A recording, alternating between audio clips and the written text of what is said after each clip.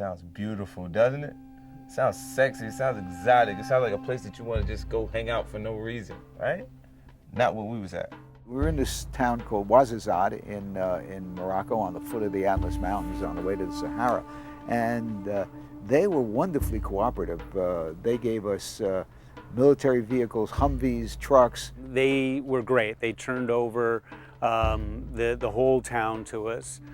We took over a certain area called Tabunt, and Jonathan McKinstry, our production designer in Morocco, came in and just did a great job of turning it into Iraq. So this is where most of the main ambush takes place, and obviously on this side of the road as well, we've had to do a lot of repainting, signs, and dressing, And the day we painted the Saddam Hussein mural, the next morning the locals had bashed out his face completely, which actually I think is quite a good bit of aging anyway. So it was so helpful to really sort of feel the fear of not knowing who's living in these walls and where they could be coming out of.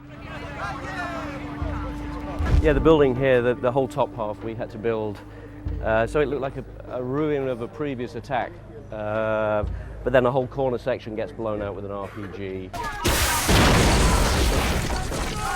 You shoot in New York, and if you put a light in somebody's window, they complain to the cops. Over there, we were shooting up the street, and people were fine about it. I mean, it's nowhere near what these guys go through, but shooting guns and running around and diving in the heat, we got a little taste of it.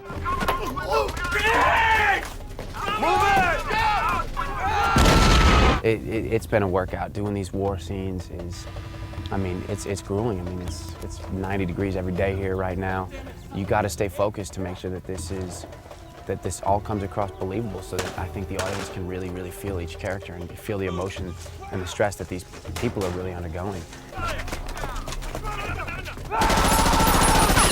Well, I found that action sequences require more teamwork than they do in any other form as far as the director, because you really become more or less a general because you deal with munitions people, you deal with special effects people, art directors, and set dressers.